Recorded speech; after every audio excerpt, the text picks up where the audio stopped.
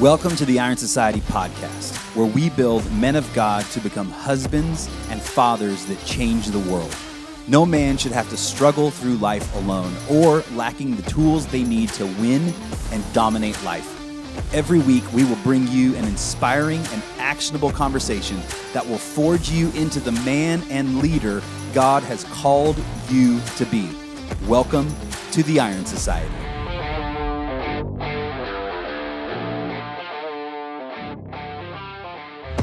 What's up, everybody? Welcome back to another Iron Society podcast. I'm Cody Chapman, along here with Nick Milligan. Second video podcast.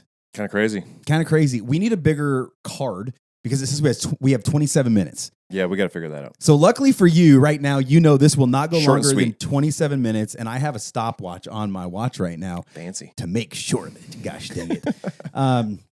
Man, I got to tell you, and we're not going to take much time on this, but last night's Iron Society call was powerful. It was. Like, powerful. Very. The past few weeks, we've been going through what it means to be a son of God. And what impresses me about all the guys in the Iron Society right now, watching them take notes and ask questions, and then in the days following the call, like, actually putting things into practice and be like, no, you know what? This is what I'm going to do. This is how I'm going to live. This is what I'm going to choose because of this. Yeah, actually taking action. Oh my gosh. It's so powerful. And we just a couple weeks ago, we talked about being men of action. So might have planned that.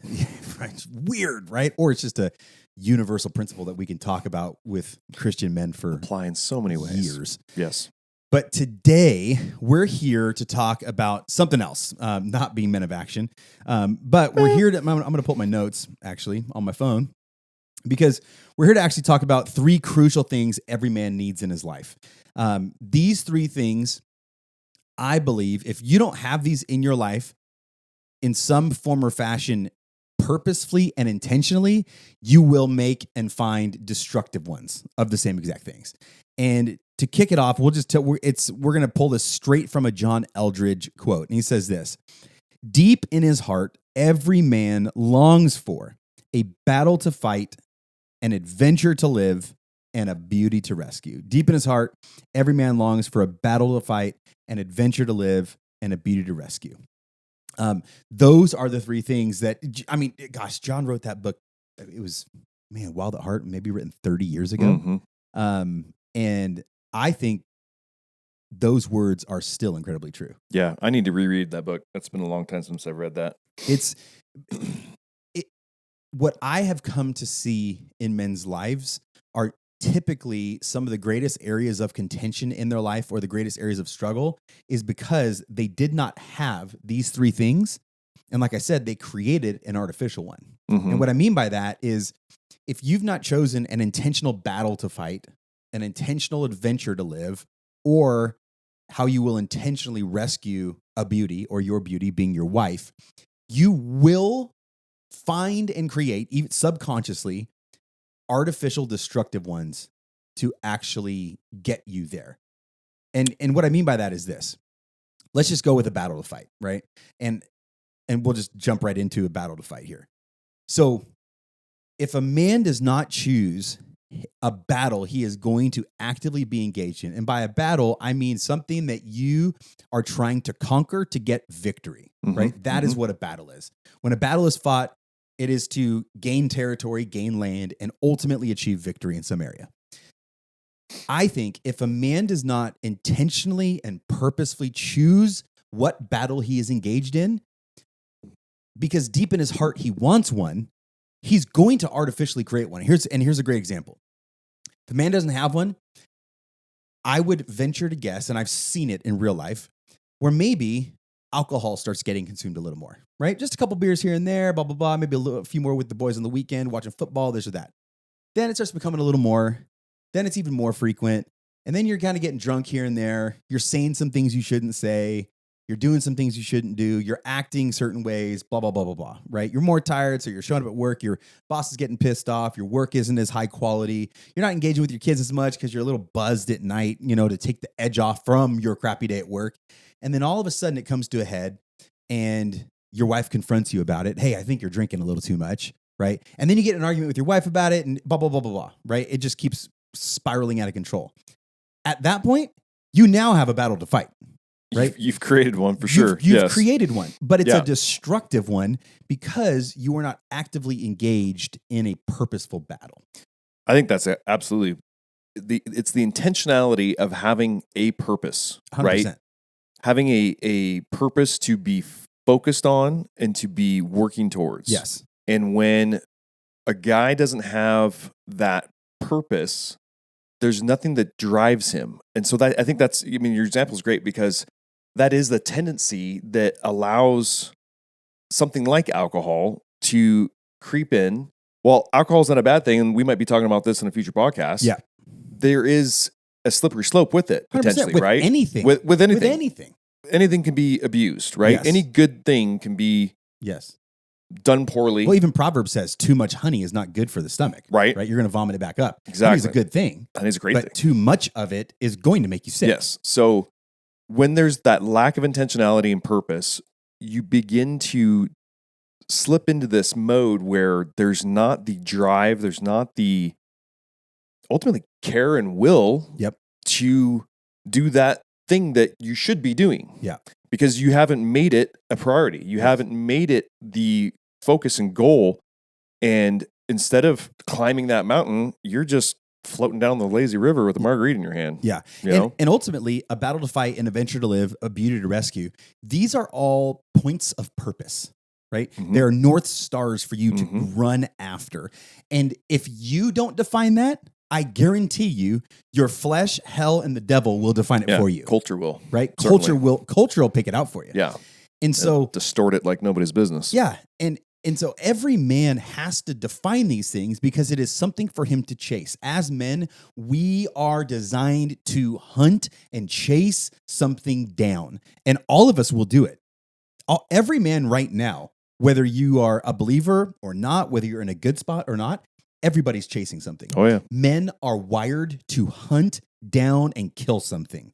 And whether it's something that is constructive and good or it's very destructive and bad for you, you're still going to hunt something down. And this is what I love about what John did here is he defined 3 big things that really men need to be going after.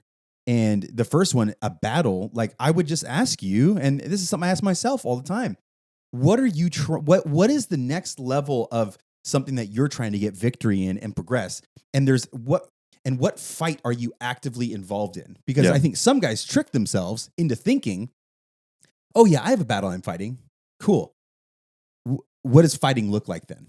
And well, okay. Is it just getting up on time and getting Yeah. to work? If you can't define what the fight actually is, then you're not actively engaged in a battle. Mhm. You're not. Mhm. Or at least not a productive one that you actually know about. Because, like I said earlier, you're always going to be engaged in one, whether you want to be or not. Mhm.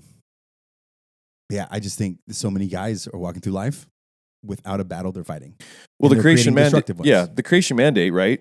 Yeah, To dominate and subdue the earth, right? We're meant to work the earth, and because of the fall, we're to toil in it, right? Yes. Like it's not going to be easy. Yeah. And while that's not the original plan, and someday it will be again for us Yep. to live in the garden, so to speak, right? In this more perfect or a perfect world. yeah, In the meantime, we're to be about our Father's business. Yep. And that means to work, to toil, to have blisters, to Yep. be exhausted, to need to be in a place of humility. Yep. So we recognize that we need our Lord and Savior first and foremost to replenish our energy. I mean, that's Yeah. why he created us to need sleep. 100%. We need him. Yep. Right? Like Yep. we are not omnipresent. We are not, all knowing and all the things. We can't go on forever. We have a finite ability. And ultimately, I think, God's, in all his wisdom has set it up in a place to where we have to recognize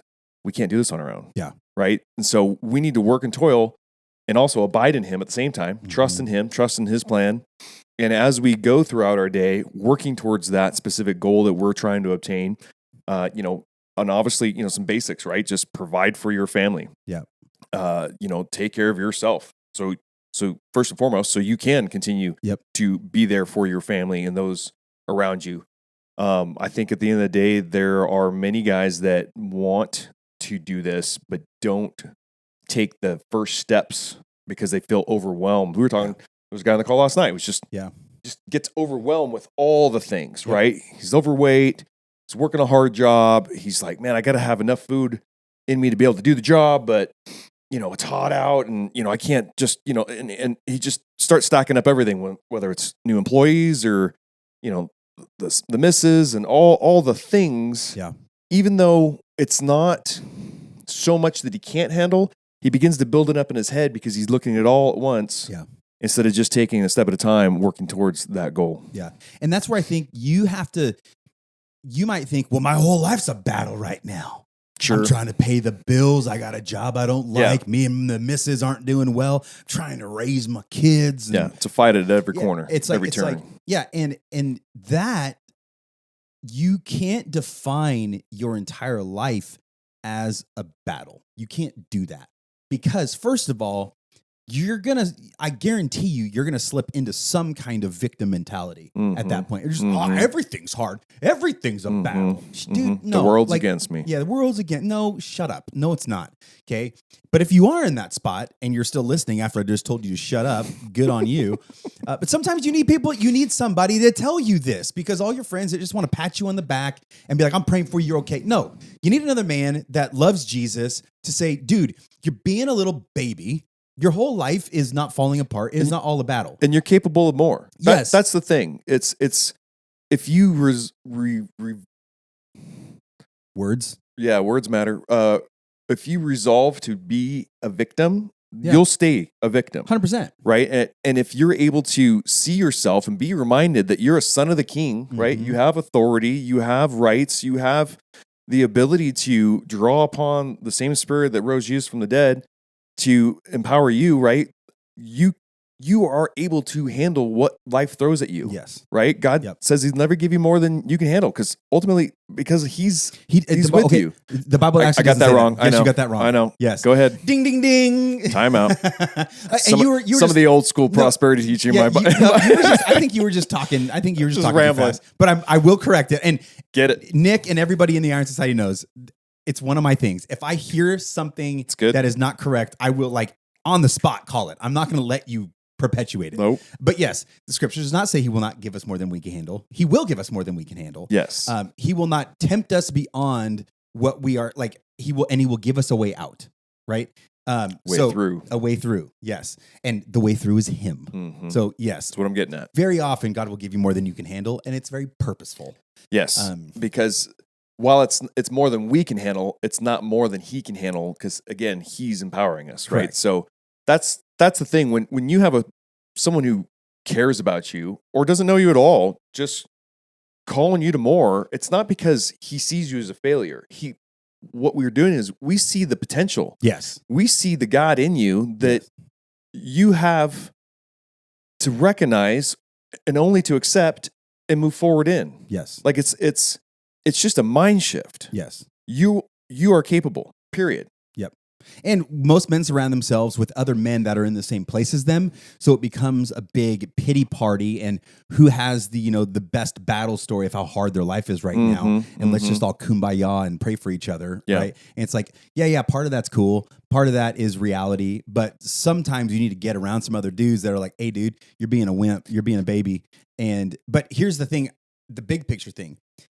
If you just think of your entire life as a battle, okay, cool. There might be a lot of hard things in it, but even what we told the guy on the call last night, I started asking some questions and was like, what's the big domino we can get after here? Yeah. Instead of looking at everything and being overwhelmed, what's the one thing that we can charge and could be the battle we fight that will give us the biggest ROI so that you can fight all the other things? And it'll begin to affect all the other things. Yes. This one thing will have an effect on a lot of things. And for him, I mean, he weighs 315 pounds right now. He's a big boy. And it's like, hey, what if we rip 40, 50 pounds off you? What do you think that would do? And he went back and said, when I actually weighed that much before, I had way more energy, more mental clarity, all this stuff. And I'm like, confidence. How do you think that would affect all these other areas? He's like, oh, bro, I'd blow it out of the water. Cool. We just identified your big domino. Let's attack it. Yeah. Right. So that's the battle to fight. So the question for you is, what is the battle you're fighting? Second, an adventure to live. I wrote a note on this because for me, for a long time, when I would hear a battle to fight and an adventure to live, those two, they're so close to each other. Kind of synonymous. Like but they're not actually synonymous, Yeah. right? But they almost feel like they could be. Mm. So a battle is something that you're fighting for victory in. Okay. Right? An adventure is something you are striving for, a new mountaintop to get to, something that excites you, right? Like what is the mountain you're climbing to get the next gorgeous view, right? Then you're not necessarily trying to get victory in something. You're getting to the next level in something. It's another experience. It's another level of life. It's life-giving. It is life-giving. I think is what I would kind of sum it up as, Yes. you know, that thing that charges you. Yes. That energizes you, that Yep. enables you to push harder because you're excited about it. Yeah. Deep down in your heart, you've got this fire to go, all right, let's go one more because Yep. this is the goal. And if I just get over this next peak, I'm going to have this epic view or Yep. you know, whatever. So yeah, I think that's a good distinction between the two for sure. Yeah. And I think what we have to be careful with in this is a lot of men would be like, oh, my next adventure to live is like, you know, this elk hunt that I'm going on. Like, that's my next adventure, you know? Or it's this, the thing we have to be careful with is the adventure that we live, I believe, as we get to that next level, and it's something that pushes us and excites us and motivates us to get to, the outcome of it has to produce fruit that other people can partake of. Otherwise, it is, I think, it falls too far-sighted on a selfish pursuit, right? So for you, I'm going to use you as an example. I don't know whether you would consider this a battle you're fighting or an adventure you're living. I would put it in the adventure category.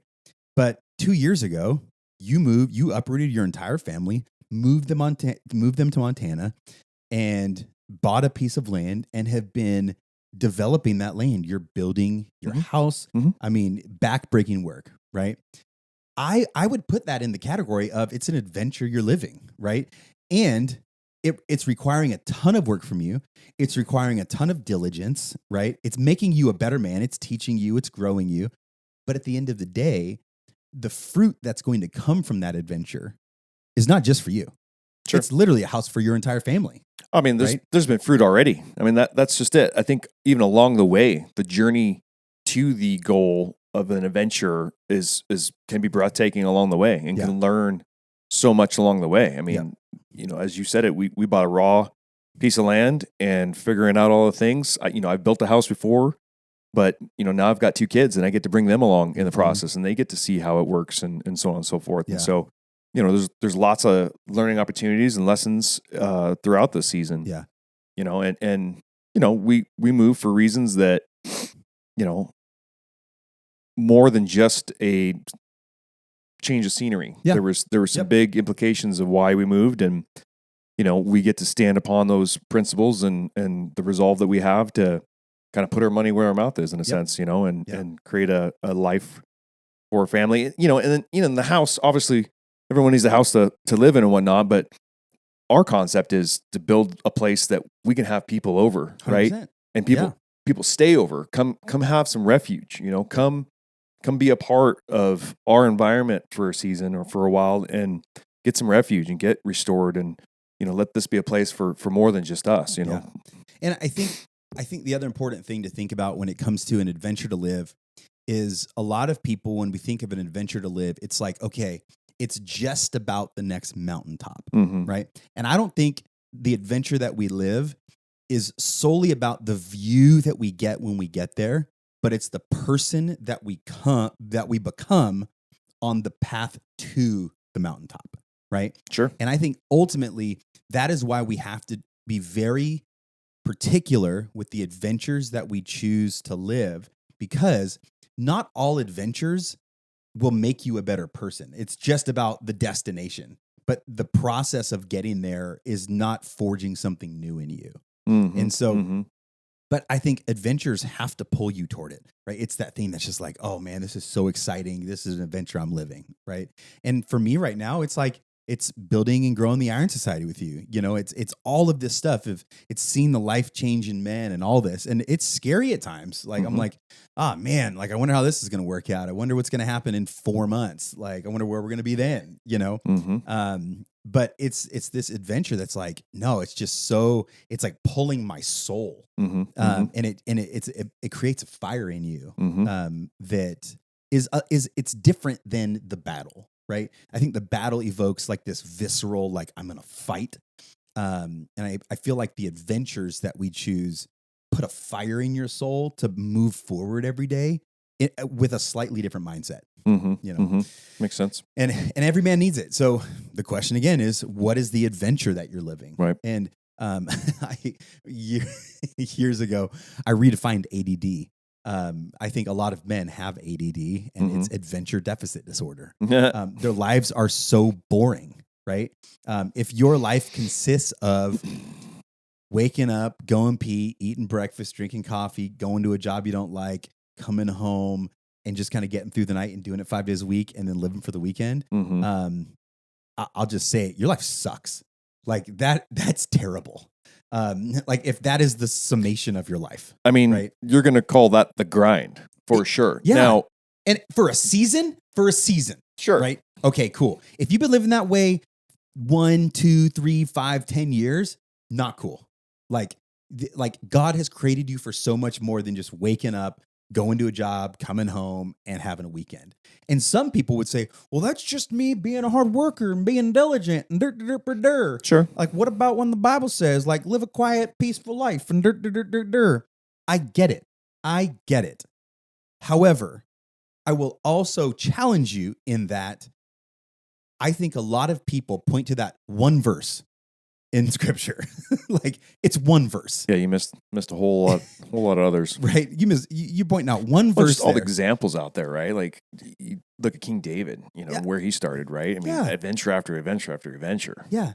People that men that change the world do not live quiet lives. Battle after battle at the same time. Yes. Yeah. And when I don't want to get into the hermeneutics of that verse right now, but I'm going to challenge you in that if that is your life, you were made for so much more than just grinding 5 days a week and living for the weekend. So much more. And that's not, you're talking like that. That's like some American dream prosperity, this, that, or the other.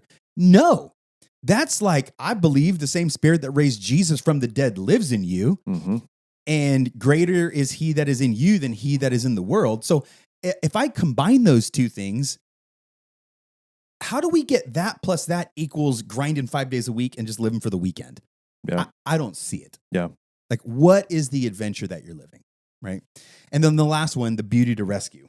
We got 4 minutes. Oh, man. Oh, geez, 4 minutes. Okay.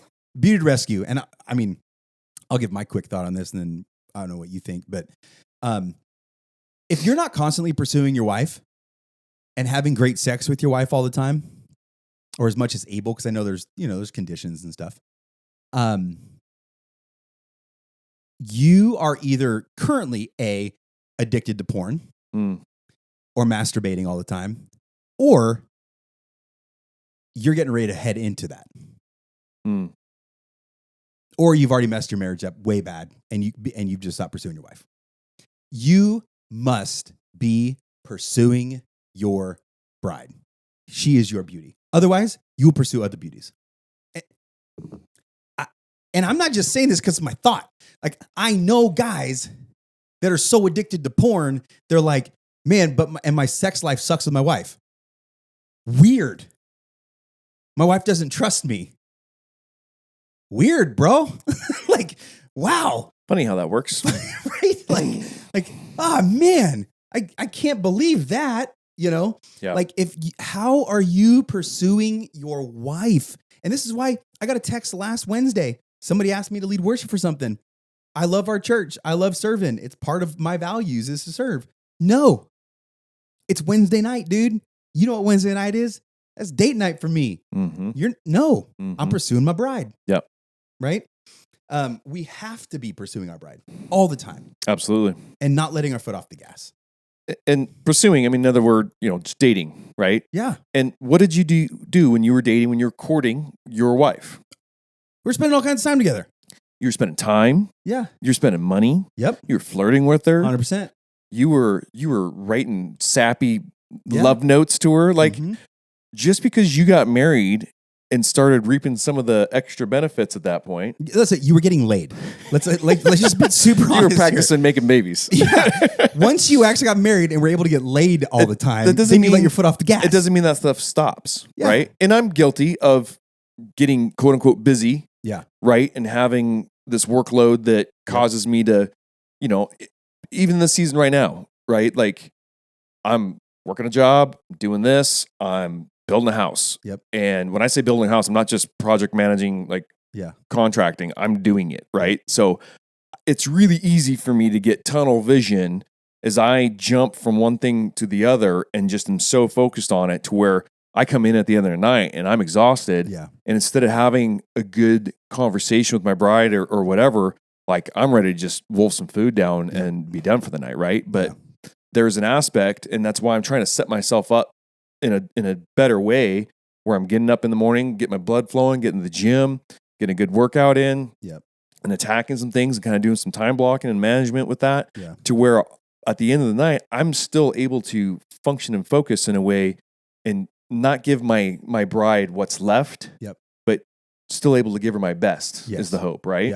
Yeah. And that's what I think so many of us fall into. Is we get done pursuing our bride after we've gotten her, getting married, and then it's like, well, now she's mine. So somehow we and I don't think it's a conscious thing that we decide right then and there. I think just over time, it's, well, I don't need to retain her with any of this somehow because she signed up for it and now she's stuck with me. And it's like, the reality is, while in God's eyes, that union can't be broken.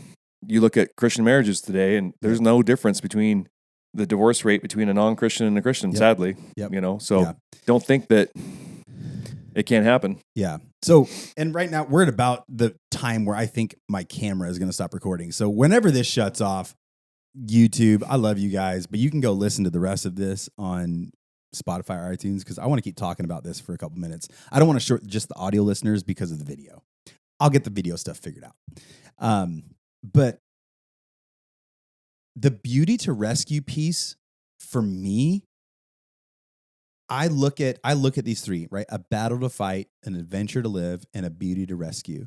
And that's the order that John wrote it in. Mm-hmm. If I was to rewrite this, I would rewrite it in this order: a beauty to rescue, an adventure to live, a battle to fight.